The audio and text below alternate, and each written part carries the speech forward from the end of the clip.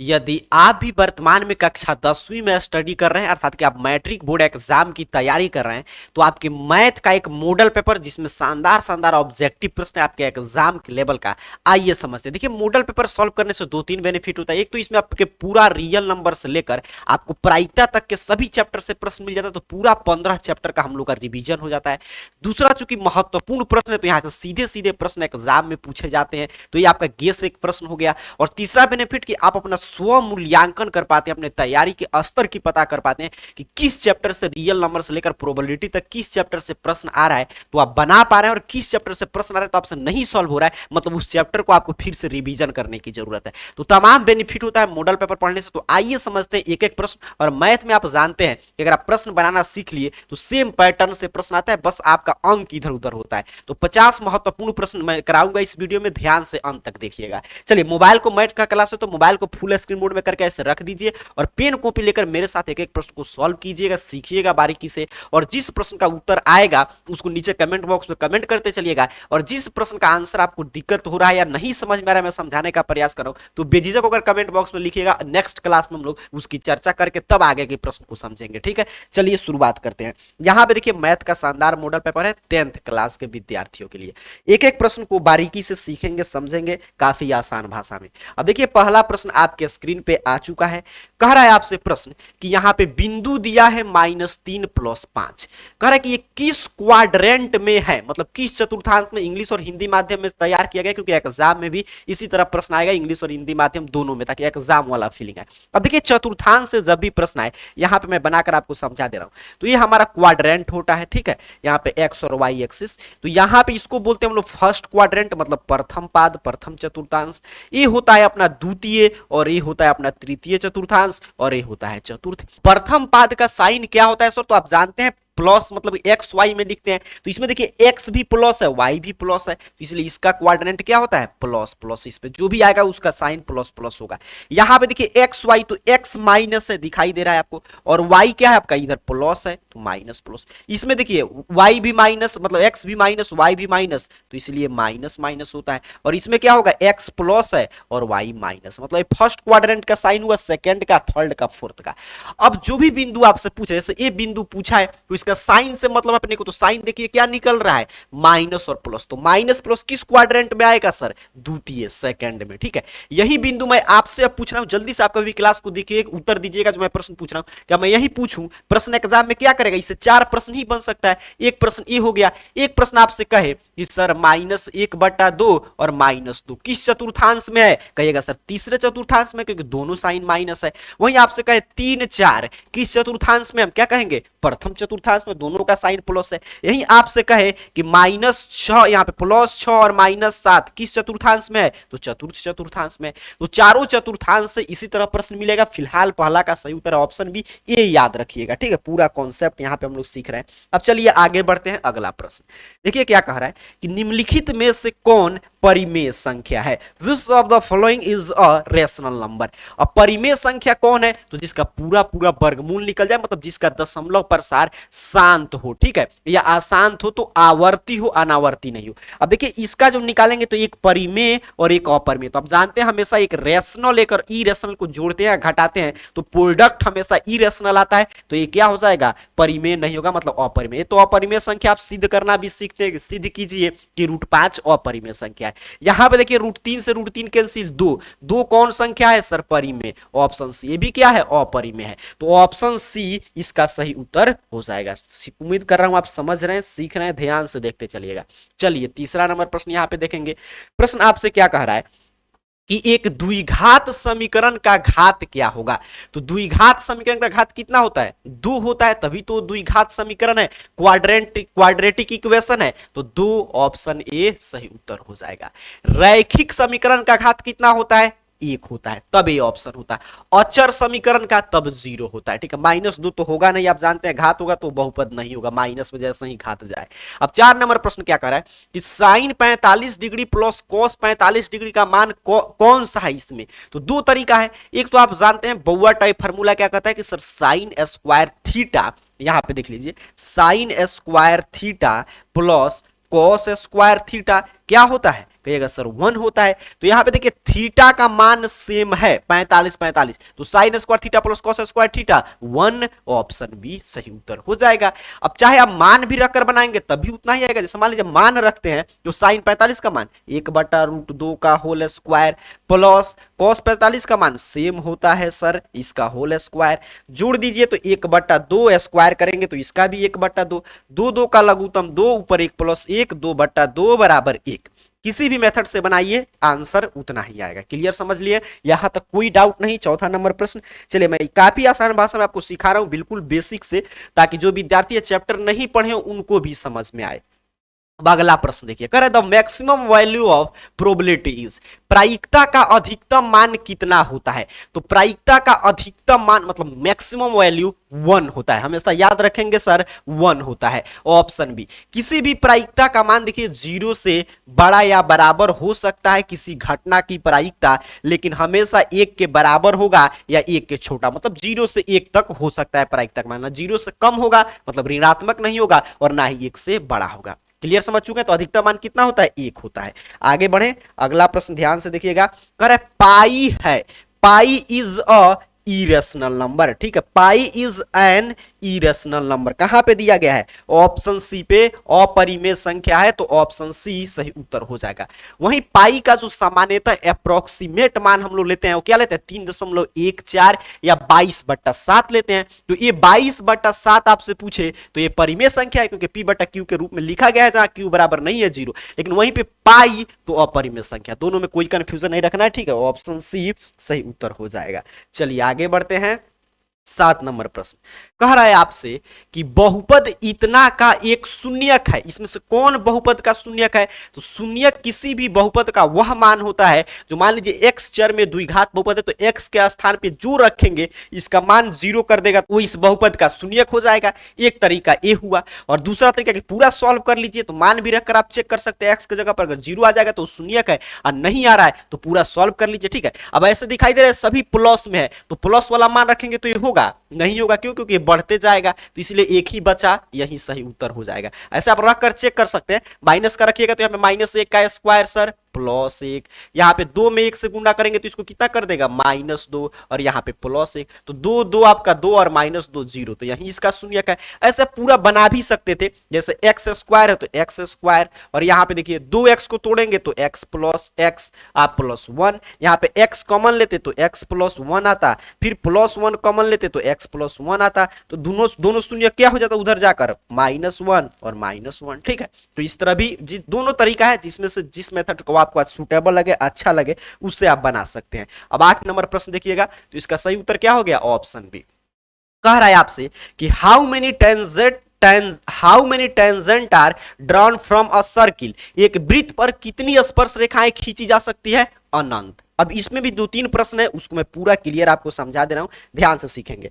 देखिए कह रहा है कि कितनी स्पर्श रेखाएं, एक वृत्त है, ठीक है, यहां पे देखेंगे एक वृत्त है अपना, और वृत्त पे चूंकि अनंत बिंदु है तो हर एक बिंदु से एक स्पर्श रेखा खींच सकते हैं। तो वृत्त पे अनंत बिंदु है इसलिए कितनी स्पर्श रेखा खींच सकते हैं, अनंत स्पर्श रेखा खींच सकते हैं। एक क्लियर हो गया एक प्रश्न।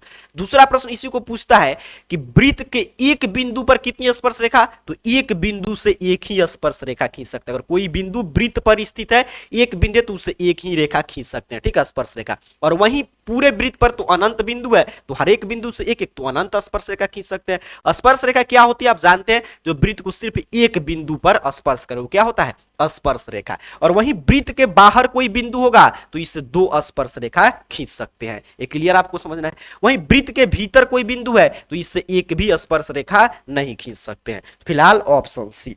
क्लियर समझ रहे हैं आप, ध्यान से देखते चलिएगा। जिस प्रश्न पे डाउट होगा कमेंट बॉक्स में पूछ लीजिएगा और उसके साथ साथ यहाँ पे आंसर देते चलिएगा कितना आपका सही हो रहा है। करे आंकड़ा इतना का परिसर होगा, देखिए यहाँ पे करे the range of the data, तो रेंज परिसर क्या होता है, तो आंकड़ा का जो अधिकतम मान है उसमें से न्यूनतम मान को घटा लेंगे वो आंकड़ा का परिसर हो जाएगा। अब आंकड़ा का अधिकतम मान यहाँ पे ध्यान से देखिए आपको दिखाई दे रहा होगा, रेंज निकालना होगा तो अधिकतम मान क्या होगा, मैक्सिमम वैल्यू माइनस आपका मिनिमम वैल्यू होता है। तो मैक्सिमम कितना है देखिए यहाँ पे आप ध्यान से देखेंगे तो 30 है, यहाँ पे देख रहे हैं ना 30 है, तो 30 और मिनिमम कितना है तो 9 है, घटा लेंगे सर 21, कहां पे दिया है ऑप्शन बी पे, तो यही सही उत्तर हो जाएगा। जब भी आंकड़ा का परिसर पूछे आज से याद कर लीजिए सबसे बड़ा जो मान होगा उसमें से सबसे छोटे मान को घटा लेंगे। तो 9 का क्या हो गया आपका ऑप्शन बी, कोई डाउट नहीं। चलिए आगे बढ़ते हैं। 10 नंबर प्रश्न यहीं पे है, कह रहे आपसे कि साइन 90 माइनस थीटा बराबर होता है। तो sine 90 minus theta cos theta, बहुआ टाइप फार्मूला, ऑप्शन सी सही उत्तर हो जाएगा 10 नंबर प्रश्न का। ट्राइगोनोमेट्री में तो सीधे सीधे पूरा फार्मूला का खेल है। चलिए आगे बढ़ते हैं। अगला प्रश्न फिर आ गया प्रायिकता से, ध्यान से देखेंगे। कह रहा है प्रश्न आपसे कि किसी घटना ई के लिए पीई प्लस पीई नॉट कितना होता है। मतलब पी क्या है, किसी घटना की घटित होने की प्रायिकता, और किसी घटना की नहीं घटित होने की प्रायिकता, दोनों का योगफल हमेशा एक होता है। बिल्कुल सही, ऑप्शन बी सही उत्तर हो जाएगा। और इसी पे तो तमाम प्रश्न आता है कि किसी घटना के नहीं घटित होने की प्रायिकता 0.006 है, तो घटित होने की प्रायिकता तो एक में से घटा लेते हैं, वही कॉन्सेप्ट है। ठीक है, P plus P naught is equal to क्या होता है, 1 होता है। तो 11 का ऑप्शन बी सही उत्तर है। आगे बढ़ते हैं, ध्यान से सीखिएगा।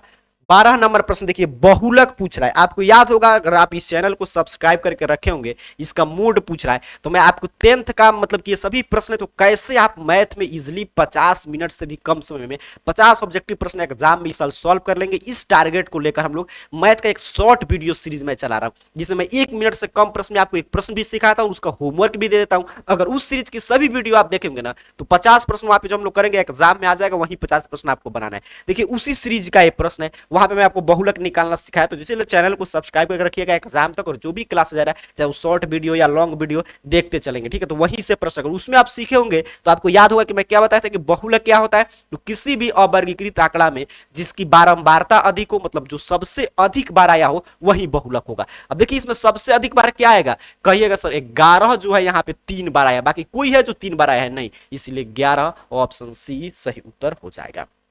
तो उसी शॉर्ट वीडियो सीरीज से यहां पे प्रश्न था। निम्नांकित में से कौन बहुपद नहीं है। इसमें से कौन बहुपद नहीं है, तो जिस चर की घात ना हो पूर्ण वो बहुपद हो नहीं सकता। मतलब कोई भी बहुपद लिखा होगा वो चर अचर में होगा। अचर मतलब 1 2 3 4 5 अंक वाला, इससे मतलब नहीं। चर मतलब X Y Z A B C D.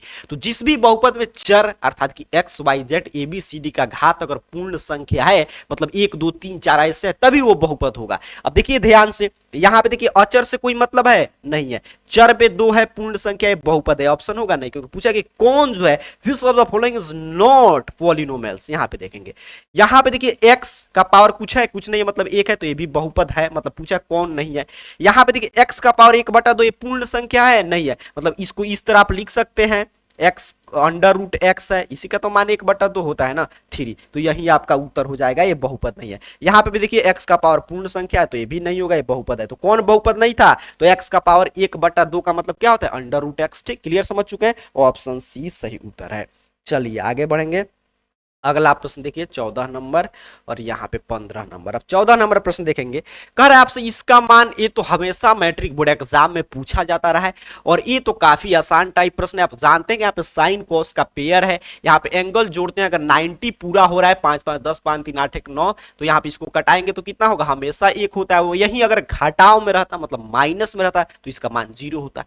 क्यों 1 होता है सर, क्योंकि मान लीजिए अगर साइन को हम लोग चेंज करें तो ये हो जाएगा आपका कॉस 90 माइनस थीटा। ठीक है, अभी ऊपर हम लोग फॉर्मूला पढ़े थे, कॉस 90 माइनस थीटा क्या होता है, साइन थीटा। यहाँ पे है कॉस 55, अब देखिए ऊपर भी घटाइएगा तो कितना होता है, कॉस 55, और नीचे भी आपका कॉस 55, कट के कितना हो जाएगा 1। ठीक है, क्लियर समझ चुके हैं। चलिए आगे बढ़ते हैं। अगला प्रश्न, करे इसका 11वां पद 11th टर्म बताइए एपी का।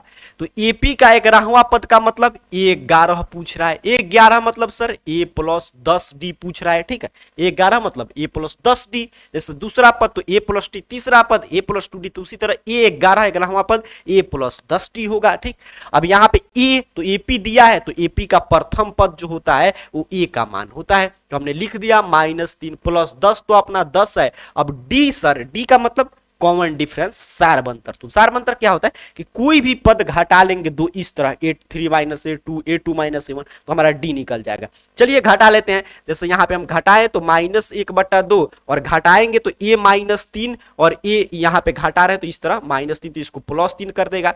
चलिए 2 लघुत्तम हो गया -1, और यहाँ पे 3 दूनी 6। 6 में से 1 जाएगा 5/2, इसका डी कितना आएगा 5/2। अब डी के जगह पर रख देंगे सर 5/2, 2 से 1 कट गया 5, -3 और +25, हटा लीजिएगा कितना होगा 22। कहीं पे दिया है, बिल्कुल ऑप्शन ए पे दिया है, तो ऑप्शन ए सही उत्तर हो गया हमारा 15 नंबर प्रश्न का। क्लियर समझ चुके हैं, ये तो काफी आसान प्रश्न था एपी से। चलिए आगे बढ़ते हैं 16 नंबर प्रश्न। अब देखिए जो 16 नंबर भी प्रश्न है ये हम लोग शॉर्ट वीडियो सीरीज जो चल रहा है उसी से प्रश्न लिया गया है, मूलों का गुणनफल। उसमें भी मैं आपको सिखाया था कि कैसे इसको इजिली आप 1 मिनट से भी कम समय में सॉल्व कर सकते हैं। पूरा शॉर्ट वीडियो में जाइएगा, चैनल पर पूरा वीडियो जो भी होगा जरूर देख लीजिएगा। अब कह रहे मूलों का गुणनफल क्या होगा सर, तो मूलों का गुणनफल कैसे निकालते हैं किसी भी द्विघात बहुपद में, दो फार्मूला है। मूलों का योगफल मतलब alpha plus beta minus B बटाए, मूलों का गुणनफल मतलब अल्फा इंटू बीटा सी बटाए। तो मूलों का गुणनफल मतलब सर अल्फा इंटू बीटा, मान लीजिए इसका दो मूल अल्फा बीटा है तो अल्फा इंटू बीटा सी बटाए। अब समस्या है सी क्या होता है, तो जो यहाँ पे कांस्टेंट है वो सी। ये जो सर एक्स स्क्वायर का गुणांक है कितना है 4, ठीक, अर्थात कि 1/4 कहां पे दिया गया है ऑप्शन बी पे, तो ऑप्शन बी आपका सही उत्तर हो गया। चलिए क्लियर समझ चुके हैं, बस यहाँ पे मूलों का गुणनफल पूछा था। देखिए यहाँ पे the product of roots of polynomial. आगे बढ़ते हैं, अगला प्रश्न 17 नंबर, ध्यान से देखेंगे।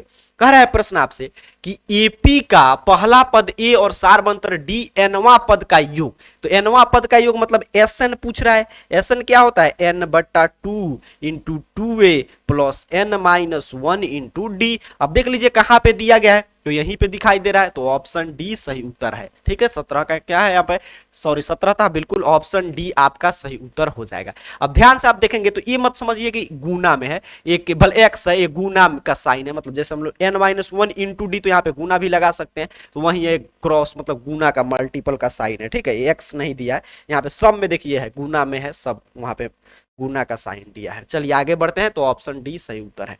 कह रहा है आपसे 18 नंबर कि 1/√3 किसके बराबर है। 1/√3 जो है वो इसमें से किसके बराबर है, तो सबका मान यहाँ पे आपको याद होना चाहिए। sin 30 का मान कितना होता है, कहेगा सर 1/2, बिल्कुल सही। tan 30 का मान कितना होता है, तो यही तो होता है जो पूछा है, 1/√3। tan 60 तो √3 होता है, sin 60 √3/2 होता है, तो कौन सा आंसर होगा ऑप्शन बी। ठीक है, ऑप्शन बी आपका सही उत्तर हो जाएगा। चलिए आगे बढ़ते हैं।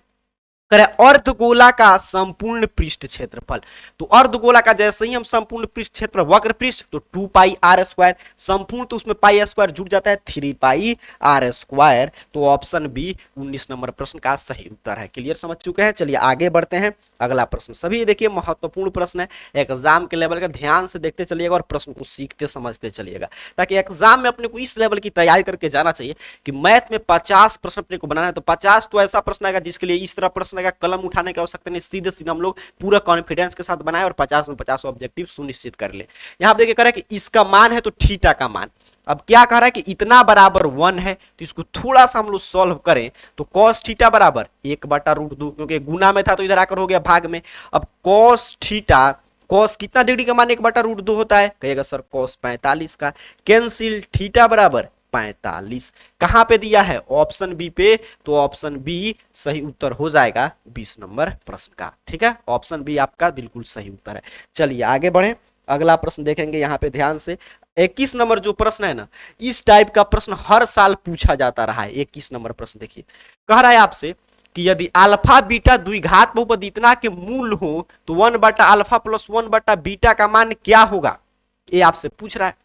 अब इसको थोड़ा सा सॉल्व हम लोग करें तो ये हो जाएगा अल्फा बीटा लघुत्तम ले लेंगे, तो एक तो तरीका है कि पूरा मूल निकालिए, उतना बड़ा अपने को नहीं करना है। दो फार्मूला जो अभी मैं पीछे बता रहा था कि शून्य का योगफल शून्य का गुणनफल, उसी पे बन जाएगा। तो अल्फा बीटा हमने इसका लघुत्तम ले लिया, ऊपर क्या बचे बीटा प्लस अल्फा, मतलब शून्य का योगफल अल्फा प्लस बीटा या बीटा प्लस अल्फा कुछ भी कहिए, तो कितना होता है -b/a, ये कितना होता है c/a, a से a कैंसिल -b/c। तो जब भी इसका मान पूछे आपको समझना है -b/c का मान पूछ रहा है, याद रखिएगा। इस पर हमेशा प्रश्न देखिएगा, previous year question paper model paper में एक प्रश्न मिलेगा। अब -b तो माइनस है, b तो जो x का गुणांक है तो 3, और सी जो कांस्टेंट है अभी ऊपर मैं बता रहा था आपको, तो 3/5 कहां पे दिया है, ऑप्शन सी पे, यहीं पे, तो ऑप्शन सी सही उत्तर हो जाएगा आपके 21 नंबर प्रश्न का। ठीक है, क्लियर, समझ चुके हैं। चलिए आगे बढ़ते हैं, अगला प्रश्न, ऐसा प्रश्न हमेशा पूछा जाता रहा है। 22 नंबर प्रश्न देखिए क्या कह रहा है आपसे, कह रहा है प्रश्न आपसे कि यदि द्विघात बहुपद इतना के दोनों मूल बराबर हैं तो द्विघात बहुपद का विविक्तर मतलब डिस्क्रिमिनांट डी का मान बताइए। तो आप जानते हैं जब विविक्तर मतलब कि बी स्क्वायर माइनस 4 से डी का मान निकालते हैं तो 3 कंडीशन आता है। एक होता है कि d बराबर 0, एक होता है आपका d का मान जो है 0 से बड़ा है, एक होता है आपका d का मान जो है 0 से छोटा है। जब d का मान 0 के बराबर हो जाए, मतलब d का मान 0 हो जाए, तब कहते हैं कि उस द्विघात समीकरण के दोनों मूल बराबर है, इक्वल है। जब d का मान 0 से बड़ा हो जाए तो दोनों मूल वास्तविक हैं और उसके साथ साथ मतलब अनइक्वल है, अर्थात कि बराबर नहीं है। और d का मान 0 से छोटा है मतलब ऋणात्मक आ गया तो कोई वास्तविक मूल नहीं। तो कह रहे कि दोनों मूल बराबर है मतलब सर डिस्क्रिमिनांट 0 है, अर्थात कि ऑप्शन ए सही उत्तर हो जाएगा। अब ये देखिए 23 नंबर प्रश्न भी आ गया हम लोग के शॉर्ट वीडियो सीरीज से। मैं आपको अभी प्रश्न कल ही शायद सिखा रहा था कि शॉर्ट जो छोटा वाला वीडियो मैं आपको देता हूं, शॉर्ट वीडियो में जाकर देखिएगा, उसमें भी यही प्रश्न सेम था। वहीं से प्रश्न आ गया, कह रहा है कार्तीय तल में इसका कोटि का मान। तो याद कीजिए हमने क्या बताया था कि किसी भी बिंदु का निर्देशांक एक्स वाई लिखते हैं, एक्स सरभुज होता है, वाई कोटि होता है। तो इसमें एक्स कितना है, 3 है, वाई कितना है, 4 है, तो भुज पूछता तो 3, कोटि पूछा है तो -4, ऑप्शन ए पे दिया गया है। तो 23 का ऑप्शन ए आपका सही उत्तर हो जाएगा। चलिए आगे बढ़े, अगला प्रश्न। ठीक है, क्लियर, समझ चुके हैं भुज कोटि। आगे बढ़ते हैं, अगला प्रश्न देखिए 24 नंबर। कह रहा है प्रश्न आपसे, यहां पे ध्यान से देखेंगे कि यदि किसी घनाभ की लंबाई चौड़ाई तथा ऊंचाई इतना है तो घनाभ का आयतन, तो घनाभ का आयतन फॉर्मूला LBS लंबाई गुने चौड़ाई गुने ऊंचाई, कहां पे दिया गया है, ऑप्शन ए पे। तो ऑप्शन ए सही उत्तर है। अगला प्रश्न कह रहा है कि त्रिभुज ABC में एक समकोण त्रिभुज है जिसका कोण, मतलब कह रहा है, देखिए यहां पे मैं पिक्चर से आपको सिखा दे रहा हूं, यहां पे कह रहा है आपसे कि ABC में कोण B समकोण है, ए मान लीजिए ए है, सी ए है, कह रहा ए 90 डिग्री है, चलिए क्लियर है, ए 40 है तो सी। तो आप जानते हैं कोई भी त्रिभुज हो, समकोण हो, समबाहु हो, समद्विबाहु हो, सब में त्रिभुज के तीनों कोण का योगफल कितना होता है, 180 होता है। ठीक है, क्लियर, आप समझ रहे हैं। कोण ए प्लस कोण बी प्लस कोण सी कितना होगा सर, 180 होगा। कोण ए और बी मिलकर 90 40 कितना है, 130 है। तो कोण सी नहीं बता देंगे, बिल्कुल बता देंगे सर, कहेगा ये प्लस है तो इधर माइनस में भेजिए, अर्थात कि 50। ये 90 40 है तो कितना होगा, 50। कहां पे दिया है, ऑप्शन डी पे, तो 25 का ऑप्शन डी सही उत्तर हो जाएगा।